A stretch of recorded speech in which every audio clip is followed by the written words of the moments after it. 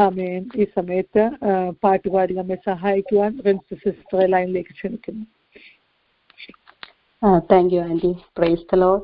ദൈവനാമത്തിന് മഹത്വം ഉണ്ടായിട്ട് അനുഗ്രഹിക്കപ്പെട്ട ഈ സമയം ഒരിക്കൽ കൂടെ ദൈവമക്കളുമായിട്ട് വലിയവനാകുന്ന ദൈവത്തെ സ്തുതിപ്പാനും മഹത്വപ്പെടുത്തുവാനും പാടി മഹത്വപ്പെടുത്തുവാൻ തക്കോണം കർത്താവ് അടിയന് ഒരുക്കി തന്ന ഈ നല്ല അവസരത്തിനായി നന്ദിയോടെ ഞാൻ ദൈവത്തെ സ്തുതിക്കുന്നു, സ്തോത്രം ചെയ്യുന്നു. ഒരു പാട്ട് പാടാം. കഴിവല്ല നിൻ കൃപയാണി, ബലമല്ല നിന്ദയാണി. കഴിവല്ല നിൻ കൃപയാണി, ബലമല്ല നിന്ദയാണി. ഞങ്ങൾ ഇതുവരെ എത്തുവാൻ നീ മാത്രമെൻ ദൈവമേ.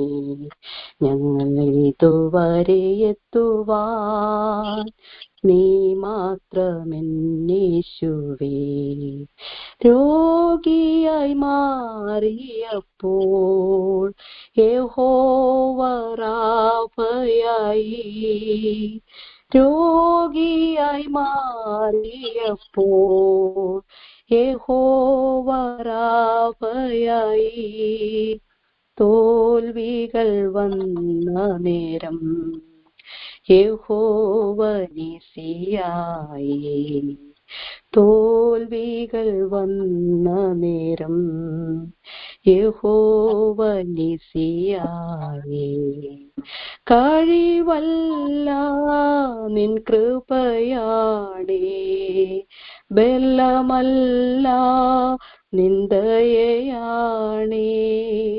കഴിവല്ല നിൻ കൃപയാണി, ബലമല്ല നിന്ദയാണി. ഞങ്ങൾ ഇതുവരെ എത്തുവാൻ നീ മാത്രമെൻ ദൈവമേ. ഞങ്ങൾ ഇതുവരെ എത്തുവാൻ നീ മാത്രമെൻ യേശുവേ. യഹോവയിരയായി എൻ ശൂന്യതകൾ മാറ്റിയല്ലോ. യഹോവയിരയായി എൻ ശൂന്യതകൾ മാറ്റിയല്ലോ. എപ്പോഴും എന്നെ കാണുന്ന എൽറോഹിയൻ സ്നേഹക്കോടിയേ.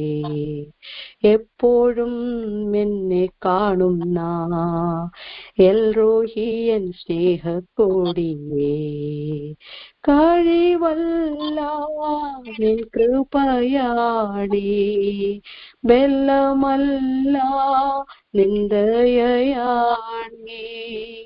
കഴിവല്ല നിൻ കൃപയാണി, ബലമല്ല നിന്ദയാണി. ഞങ്ങൾ ഇതുവരെ എത്തുവാൻ നീ മാത്രമെൻ ദൈവമേ. ഞങ്ങൾ ഇതുവരെ എത്തുവാൻ നീ മാത്രമെൻ യേശുവേ. എൽഷദായ് കൂടെയുള്ളപ്പോൾ അസാധ്യതകൾ മാറിപ്പോയി. എൽഷദായ് കൂടെയുള്ളപ്പോൾ അസാധ്യതകൾ മാറിപ്പോയി. എബനേസരൻ ദൈവമേ, എന്നെ കരങ്ങളിൽ വഹിച്ചവനേ. എബനേസരൻ ദൈവമേ, എന്നെ കരങ്ങളിൽ വഹിച്ചവനേ. കഴിവല്ല നിൻ കൃപയാണി, ബലമല്ല നിന്ദയാണി. ആമേൻ. കഴിവല്ല നിൻ കൃപയാണി, ബലമല്ല നിന്ദയാണേ ഞങ്ങൾ ഇതുവരെ എത്തുവാൻ, നീ മാത്രമെൻ ദൈവമേ. ഞങ്ങൾ ഇതുവരെ എത്തുവാൻ, നീ മാത്രമെൻ യേശുവേ. ആമേൻ. ആമേൻ. പാട്ടുപാടി സഹായിച്ച കർത്താവ് ദാസിയെ കർത്താവ് ധാരാളം അനുഗ്രഹിക്കട്ടെ. ദാസിയെ കർത്താവ് പിന്നെയും ബലപ്പെടുത്തട്ടെ. പ്രേരണന്റെ പേര് നന്ദി അറിയിക്കുന്നു. ഈ പാട്ടിന്റെ മാതാവ് രോഗിയായി കിടന്ന സമയത്ത് പാടിയ പാട്ടാണ്. വളരെ കർത്താവ് നമ്മെ ഓരോ ദിവസം നടത്തുന്ന വിധികൾക്കായി നന്ദി പറയാം.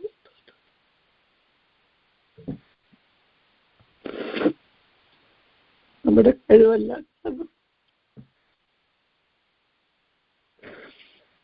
കൃപയാണ് കർത്താവ് നടത്തിയ വിധങ്ങളെ നന്ദി പറഞ്ഞ ദൈവത്തെ സ്തുതിപ്പാൻ സഹായിച്ച ദൈവത്തെ സ്തുതിക്കാം.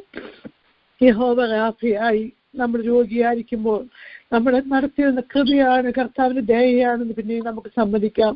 ഇതുവരെ എത്തുവാൻ ഹല്ലേലൂയ നമ്മുടെ ആരുടെയും കഴിവെല്ലാം എടുക്കല്ല, നമ്മുടെ എല്ലാമായി യഹോവയിരെയായി നമ്മുടെ ശൂന്യതകളെ മാറ്റുന്ന ദൈവം എൽരോഹിയായി സ്നേഹക്കൊടിയായി നമ്മുടെ മേൽ കർത്താവിന്റെ സ്നേഹക്കൊടി നമ്മുടെ പിടിച്ചതിനായി നന്ദി പറയാം.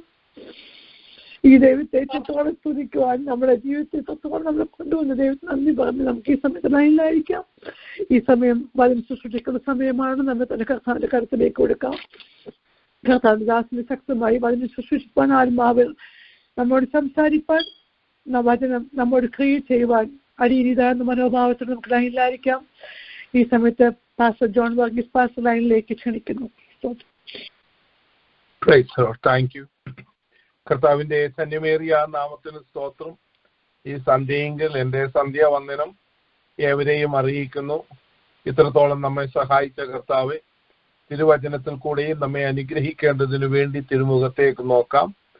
ചില വേദഭാഗങ്ങൾ വായിച്ച് അതിനകത്തു നിന്ന് കർത്താവ് എന്നോട് ഇടപെട്ട ചില ദൂതുകൾ ഇന്ന് രാത്രിയിൽ അല്പമായി സംസാരിപ്പാൻ ഞാൻ ക്രിസ്തുയേശുവിൽ ആഗ്രഹിക്കുന്നു. ആയതിലേക്ക് യെശയ്യാ പ്രവചനം 52-ാം അധ്യായത്തിന്റെ 10 മുതൽ 15 വരെയും 53-ാം അധ്യായത്തിന്റെ 10 മുതൽ അതിന്റെ 12 വരെയും ഉള്ള വേദഭാഗങ്ങൾ വായിക്കാം.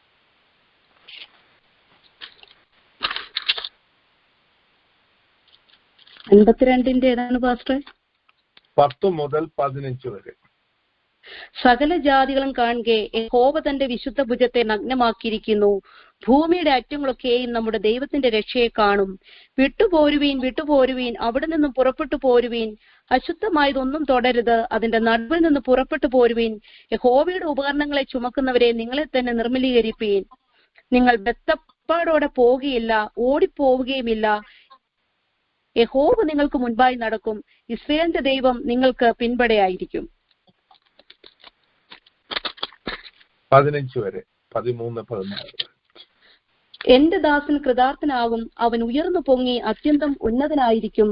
അവന്റെ രൂപം കണ്ടാൽ ആളല്ല എന്നും അവന്റെ ആകൃതി കണ്ടാൽ മനുഷ്യനല്ല എന്നും തോന്നുമാറ് വിരൂപമായിരിക്കൊണ്ട് പലരും നിന്നെ കണ്ട് സ്തംഭിച്ചു പോയതുപോലെ അവൻ പല ജാതികളെയും കുതിച്ചു ചാടുവാൻ ഇടയാക്കും. രാജാക്കന്മാർ അവനെ കണ്ടു വായ് പൊത്തി നിൽക്കും. അവർ ഒരിക്കലും അറിഞ്ഞിട്ടില്ലാത്തത് കാണുകയും ഒരിക്കലും കേട്ടിട്ടില്ലാത്തത് ഗ്രഹിക്കുകയും ചെയ്യും.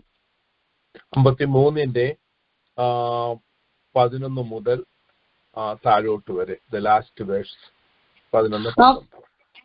അവൻ തന്റെ പ്രയത്നഫലം കണ്ട് തൃപ്തനാകും. നീതിമാനായ എന്റെ ദാസൻ തന്റെ പരിജ്ഞാനം കൊണ്ട് പലരെയും നീതീകരിക്കും.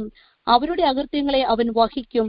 അതുകൊണ്ട് ഞാൻ അവന് മഹാന്മാരോടുകൂടെ ഓഹരി കൊടുക്കും, ബലവാന്മാരോടുകൂടെ അവൻ കൊള്ള പങ്കിടും.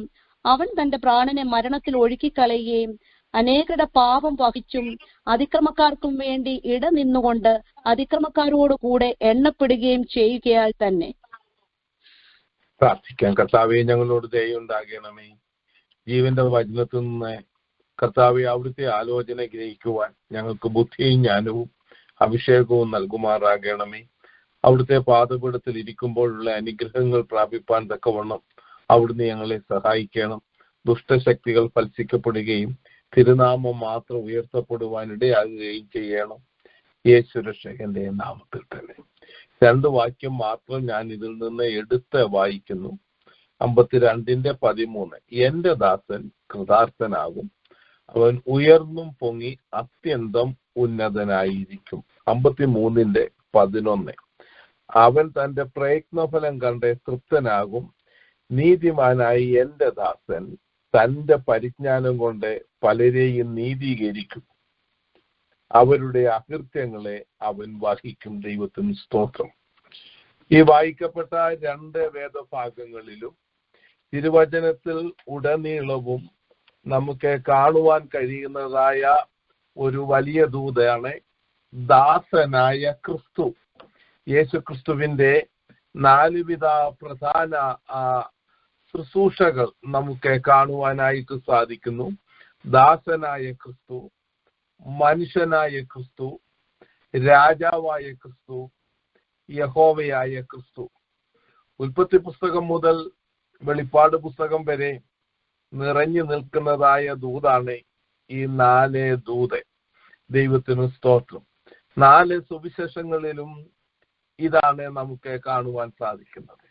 മത്തായിയുടെ സുവിശേഷങ്ങളിൽ യഹൂദന്മാരുടെ രാജാവായ ക്രിസ്തു, മർക്കോസിന്റെ സുവിശേഷത്തിൽ ദാസനായ ക്രിസ്തു, 10-ാം അധ്യായത്തിന്റെ 45-ാം വാക്യം, മനുഷ്യപുത്രൻ ശുശ്രൂഷിക്കപ്പെടുവാനല്ല ശുശ്രൂഷിപ്പാനും തന്റെ ജീവനെ മറുവിലയായി കൊടുപ്പാനും വന്നു.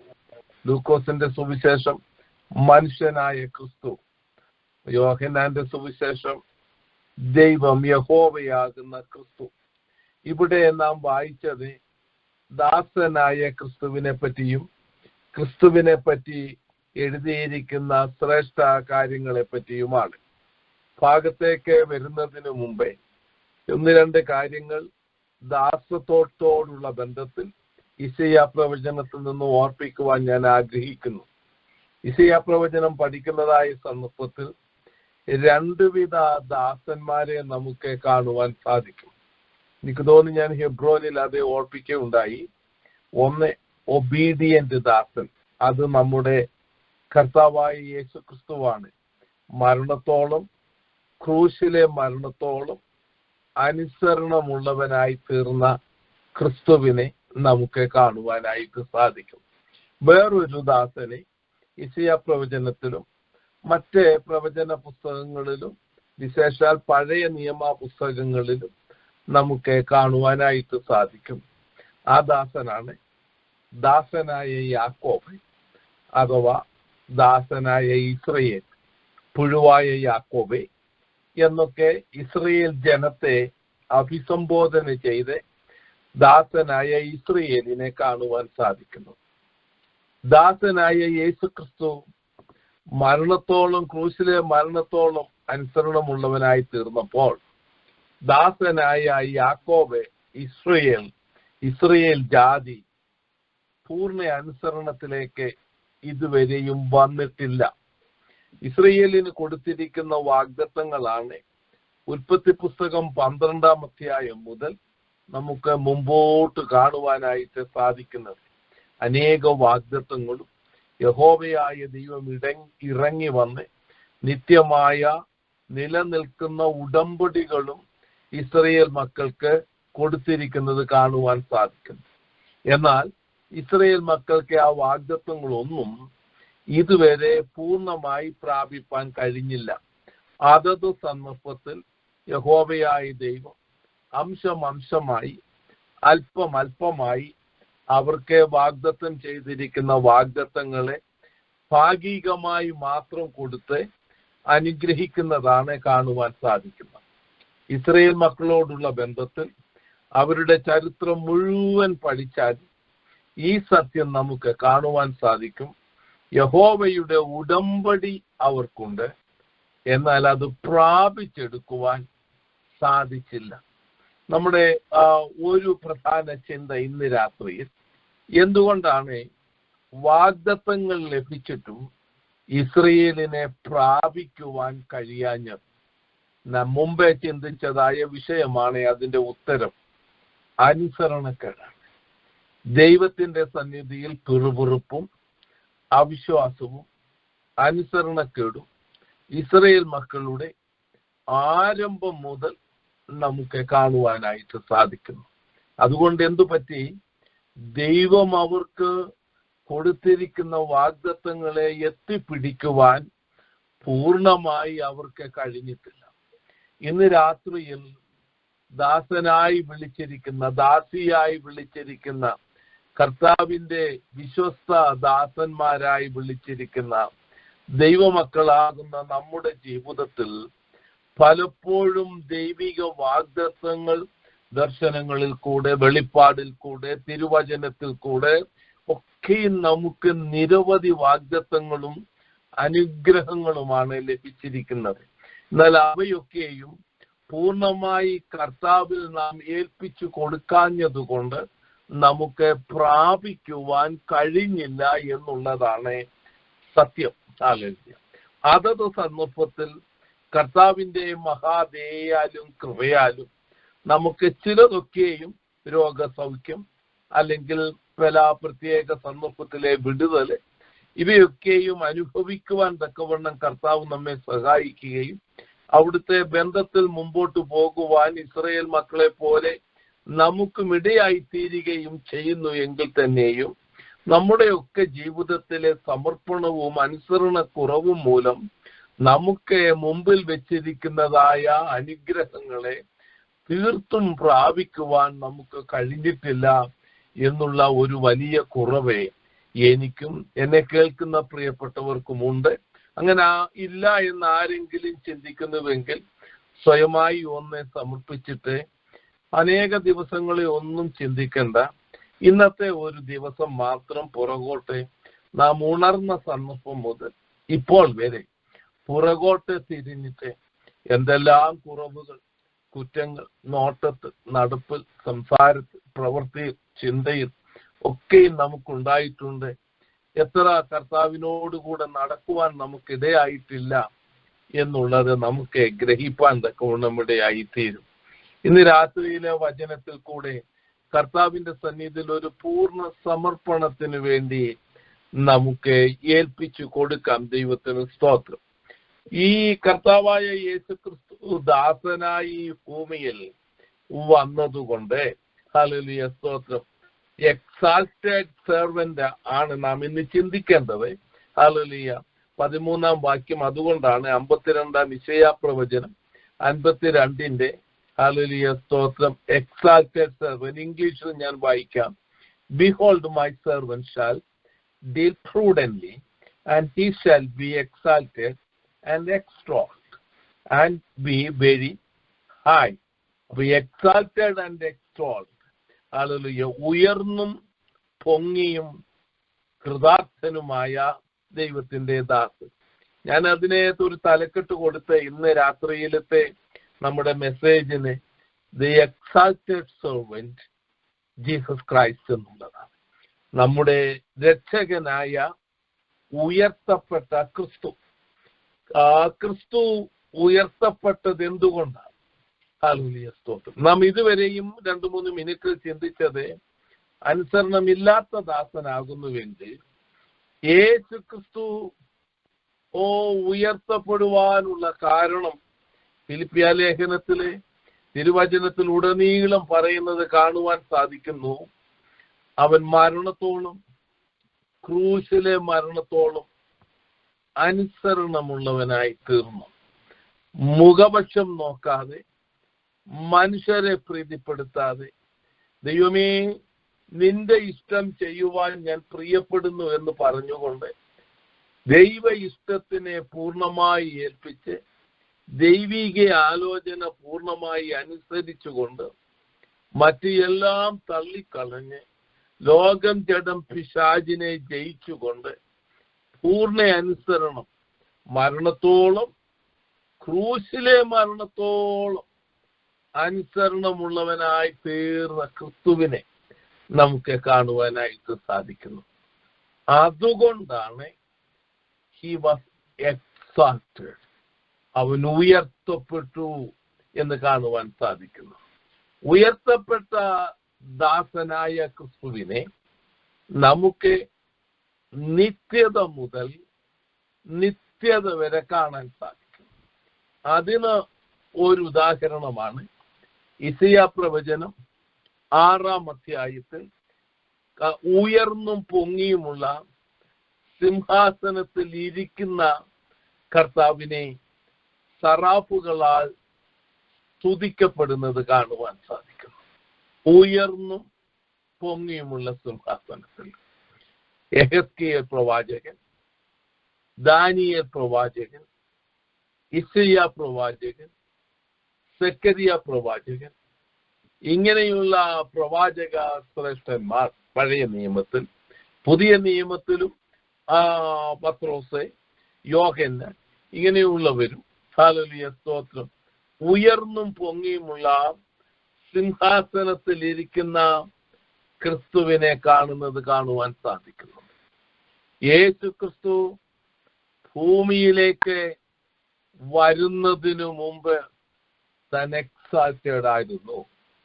യേശു ക്രിസ്തു ഭൂമിയിൽ വന്നപ്പോൾ യേശു എങ്ങനെയാണ് എക്സാൽറ്റഡ് ആയിരിക്കേണ്ടത് എന്ന് കർത്താവ് തന്നെ നമ്മെ പഠിപ്പിക്കുന്നുണ്ട്.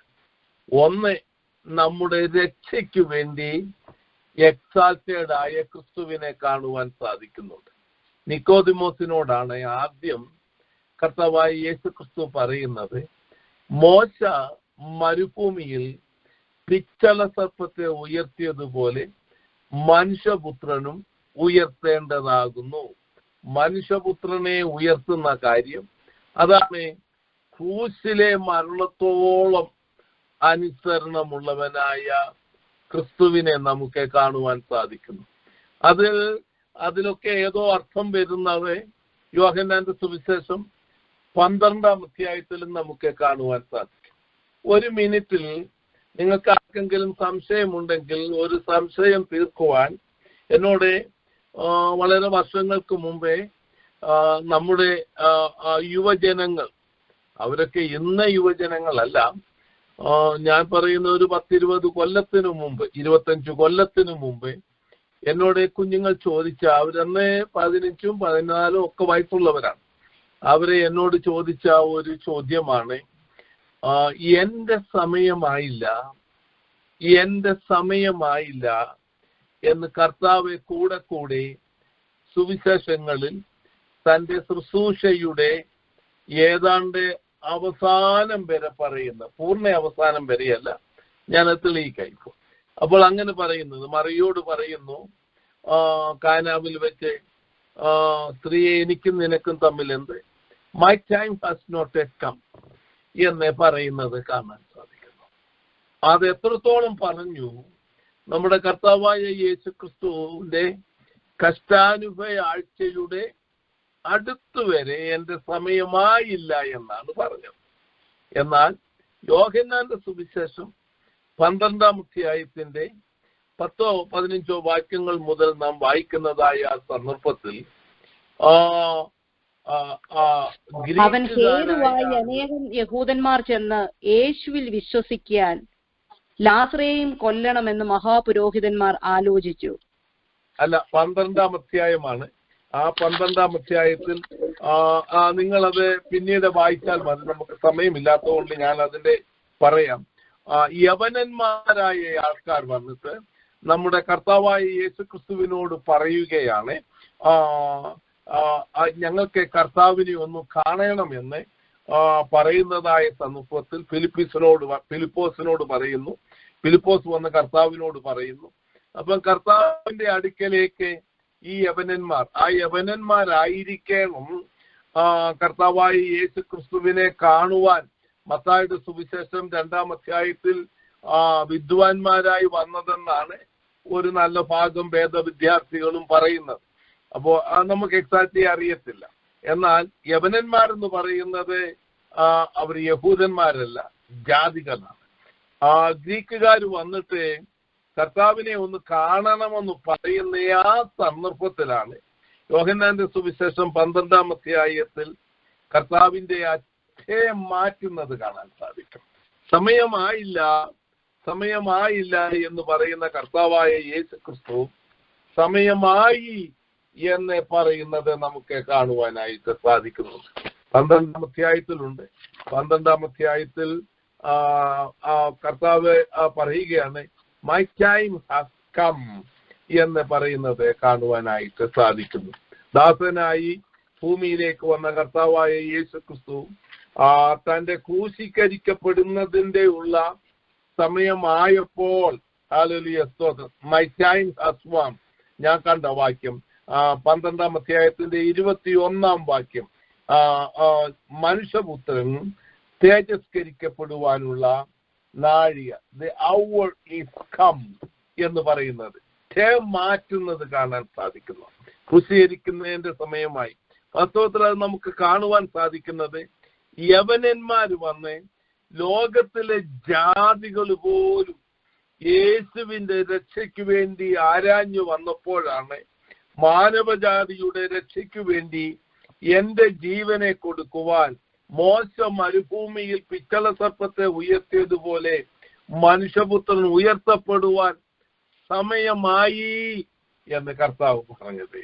അങ്ങനെ കാലത്തിന്റെ തികവിങ്കൽ ദൈവത്തിന്റെ വചനത്തിൽ പറയുന്നത് പോലെ in the fullness of time കർത്താവായ യേശുക്രിസ്തു നമ്മുടെ രക്ഷയ്ക്ക് വേണ്ടി ജീവനെ മറുവിലയായി കൊടുത്ത് ശാപഗ്രസ്തനായി കാൽവറിയിൽ ഉയർത്തപ്പെടുന്നത് കാണുവാൻ സാധിക്കുന്നു. മൂന്നാമതായി നമ്മുടെ ദാസനായ ക്രിസ്തുവിന്റെ എക്സാൾട്ടേഷൻ നമുക്ക് കാണുവാൻ സാധിക്കുന്നത് കർത്താവിന്റെ വചനത്തിലാണ്. വചനത്തിൽ ഇപ്രകാരം പറയുന്നു, ഹല്ലേലൂയ, വിശുദ്ധന്മാരുടെ സ്തുതികളിന്മേൽ വസിക്കുന്ന കർത്താവ്. നാം കർത്താവിന്റെ സന്നിധിയിൽ കടന്നു വരുമ്പോൾ നമ്മുടെ സ്തുതികളാലും സ്തോത്രങ്ങളാലും നമ്മുടെ കർത്താവിനെ നാം ഉയർത്തുന്നു. നമ്മുടെ വീടുകളിൽ, നമ്മുടെ ജീവിതത്തിൽ, നമ്മുടെ ആരാധനാ സ്ഥലത്ത് നാം വാഹനം ഓടിക്കുമ്പോൾ let our Jesus be exalted.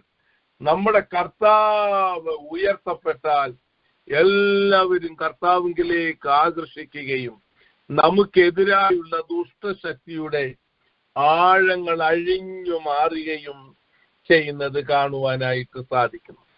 പിന്നീട് നമ്മുടെ കർത്താവായ യേശുക്രിസ്തു എക്സൽട്ടഡ് ആയി ഭൂമിയിൽ കാണുന്നത് അവിടുത്തെ സഹസ്രാബ്ദ വാഴ്ചയിൽ സക്രിയ പ്രവചനം 14-ാം അധ്യായത്തിന്റെ 9 മുതൽ 9-10 വാക്യങ്ങളിൽ യെരൂശലേം ഏറ്റവും ഉന്നതമായിരിക്കുകയും അവിടുത്തെ സിംഹാസനം അവിടെ ഇട്ടുകൊണ്ട് ഏറ്റവും ഔന്നത്യത്തിൽ എക്സാൾട്ടഡ് ആയിട്ട് കർത്താവ് ഭൂമിയെ വാഴുകയും എല്ലാ മുഴങ്കാലും അവിടുത്തെ മുമ്പിൽ മടങ്ങുകയും ചെയ്യുന്നത് കാണുവാൻ സാധിക്കും. എക്സാൾട്ടഡ് ക്രിസ്തു എങ്ങനെ എക്സാൾട്ട് ആയി എന്നാണ് ഞാനിപ്പോൾ ഓർപ്പിച്ചത്.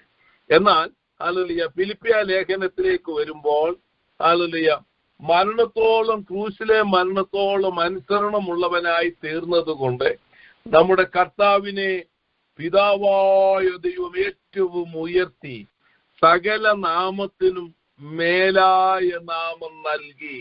ഹല്ലേലൂയ സ്തോത്രം. സ്വർഗാദി സ്വർഗങ്ങളിൽ പിതാവിന്റെ വലത്തുഭാഗത്തിരുത്തി സകലവും അവിടുത്തെ കാൽക്കീഴാക്കി എന്നാണ് എഫേസ്യ ലേഖനം 1-2 അധ്യായങ്ങളിൽ കാണുന്നത്. എന്നിട്ട് അവിടുത്തെ ഹല്ലേലൂയ ശരീരമാകുന്ന സഭയ്ക്ക് കൊടുത്തും ഇരിക്കുന്നു എന്ന് പറഞ്ഞിരിക്കുന്നത് കാണാൻ സാധിക്കുന്നു. അപ്പോൾ കർത്താവ് എക്സാൾട്ടഡ് ആയതുകൊണ്ട് അവിടുത്തെ ശരീരമാകുന്ന നമുക്ക് കർത്താവിന്റെ സന്നിധിയിൽ പൂർണ്ണമായി ഏൽപ്പിച്ച് സ്തുതിസ്തോത്രങ്ങളിൽ കർത്താവിനോട് ഹല്ലേലൂയ പറ്റിച്ചേർന്നുകൊണ്ട് കൊമ്പ് മുന്തിരിവള്ളിയോട് വസിക്കുന്നത് പോലെ കർത്താവിനോട് വസിച്ചാൽ നമ്മുടെ കാൽക്കീഴിൽ എല്ലാ അന്ധകാര ശക്തിയും, എല്ലാ ദുഷ്ടശക്തിയും, എല്ലാ രോഗബന്ധനങ്ങളും, എല്ലാ സാത്താന്യ ശക്തികളും താളടിയായി വീഴുമെന്ന് നാം ഓർത്തിരിക്കണം. ക്രിസ്തു എക്സാൾട്ടഡ് ആയതുകൊണ്ട് ഹല്ലേലൂയ സ്തോത്രം ഉണ്ടായ പ്രയോജനം വെളിപ്പാട് പുസ്തകം 5-ാം അധ്യായത്തിൽ എഴുതിയിട്ടുണ്ട്.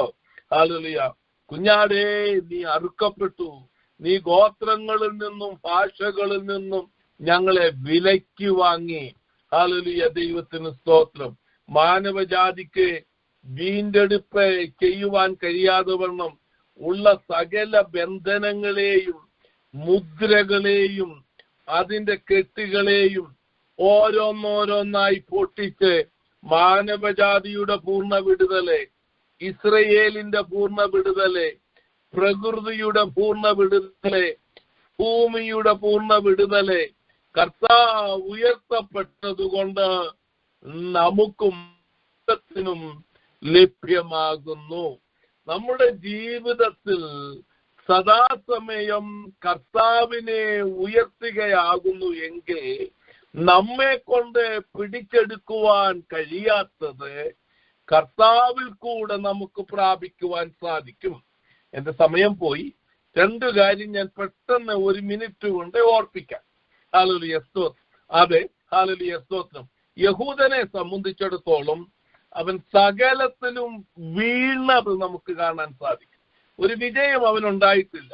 മരുഭൂമിയിൽ കൂടെ പോയപ്പോൾ നിങ്ങൾ 10 പ്രാവശ്യം എന്നെ പരീക്ഷിച്ചു എന്ന് കർത്താവ് തന്നെ പറയുന്നുണ്ട്. യെശയ്യാ പ്രവചനം 63-ാം അധ്യായത്തിൽ പരിശുദ്ധാത്മാവിനെ ദുഃഖിപ്പിച്ചെന്ന് പറയുന്നുണ്ട്. അപ്പോൾ മരുഭൂമിയിൽ കൂടെ അവർക്ക് അനേക വീഴ്ചകളൊക്കെയും വന്നത് കാണാൻ സാധിക്കുന്നു. എന്നാൽ അവരുടെ വീഴ്ചയിൽ ഹല്ലേലൂയ അവർ തോറ്റ സ്ഥാനത്ത് മരുഭൂമിയിൽ അവർ തോറ്റപ്പോൾ നമ്മുടെ കർത്താവായ യേശുക്രിസ്തു സാത്താനാൽ പരീക്ഷിക്കപ്പെടേണ്ടതിന് മരുഭൂമിയിലേക്ക് പോയി 40 ദിവസം അവിടെ കർത്താവ് ഉപവാസത്തോടും പ്രാർത്ഥനയോടും കൂടെ ഇരുന്നു. പഴയ പാമ്പായ സാത്താനെ ഹല്ലേലൂയ യൂദകുലത്തിലെ സിംഹമാകുന്ന ക്രിസ്തു യഹൂദർ എവിടെ തോറ്റുവോ ഹല്ലേലൂയ അവരുടെ തോൽവിയെ വിജയമാക്കേണ്ടതിന് കർത്താവായ യേശുക്രിസ്തു സാത്താനെ ജയിക്കുന്നത് കാണുവാൻ സാധിക്കുന്നു. അത് യഹൂദനോടുള്ള ബന്ധത്തിലാവണേ.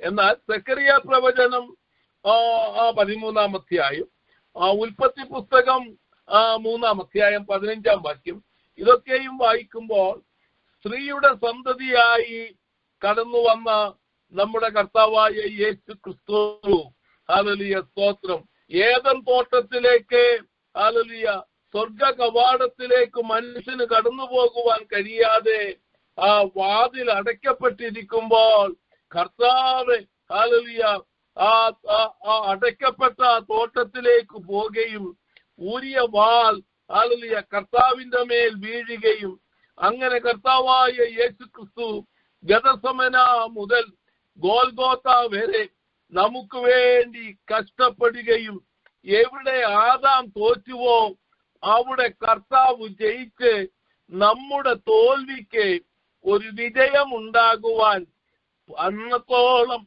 ക്രൂശിലെ മരണത്തോളം അനുസരണമുള്ളവനായി എക്സാൽറ്റഡ് ക്രിസ്തുവിനെ കൊണ്ട് സാധിച്ചു. ഇന്ന് രാത്രിയിൽ ഞാനൊരു വാക്യം കൂടെ ഓർപ്പിച്ചുകൊണ്ട് ഞാനിവിടെ നിർത്തട്ടെ. ഹല്ലേലൂയ, ദൈവത്തിന് സ്തോത്രം. അപ്പോസ്തലനായ പത്രോസ് പറയുകയാണ്, അതുകൊണ്ട് നമ്മുടെ കർത്താവിന്റെ ബലമുള്ള കൈക്കീഴിൽ നാമും അമർന്നിരുന്ന് കർത്താവ് തക്ക സമയത്തെ നമ്മെ ഉയർത്തേണ്ടതിനെ അവിടുത്തെ ബലമുള്ള ഭുജത്തിൽ അമർന്നിരുന്ന് നമ്മുടെ കർത്താവിനെ സ്തുതി സ്തോത്രങ്ങളാൽ സദാസമയം ഉയർത്തിക്കൊണ്ട് നാം ഓരോരുത്തരും കർത്താവിന്റെ ആലയമായി നമ്മുടെ വീടുകൾ, വാഹനങ്ങൾ, ആലയങ്ങൾ കർത്താവിന്റെ ആലയമായി തീർന്ന് കർത്താവിനെ സദാസമയം ഉയർത്തിക്കൊണ്ടിരുന്നാൽ നമ്മുടെ തോൽവികളെയൊക്കെ ജയമാക്കി മാറ്റി എവിടെയൊക്കെ സാത്താൻ നമ്മെ തോൽപ്പിക്കുവാൻ ശ്രമിച്ചുവോ അവിടെയൊക്കെ വിജയം കണ്ട് കർത്താവിന്റെ നാമത്തിന് മഹത്വമായി തീരുവാനും സാത്താന്റെ ശക്തികൾ തകരപ്പെടുവാനും കർത്താവിടയാക്കി. യെശയ്യാ പ്രവചനം 52-ാം അധ്യായം വായിക്കുക. ഇസ്രയേലിന്റെ വിടുതലിനെയാണ് അവിടെ കാണുവാൻ സാധിക്കുന്നത്. തോറ്റ ഇസ്രയേലിനെ എക്സാൽറ്റഡ് ക്രൈസ്റ്റ് ദാസൻ ഉയർത്തുകയാണ്. നമുക്ക് ദൈവസന്നിധിയിൽ അമർന്നിരിക്കാം. കർത്താവ് നമ്മെ തക്ക സമയത്ത് ഉയർത്തട്ടെ.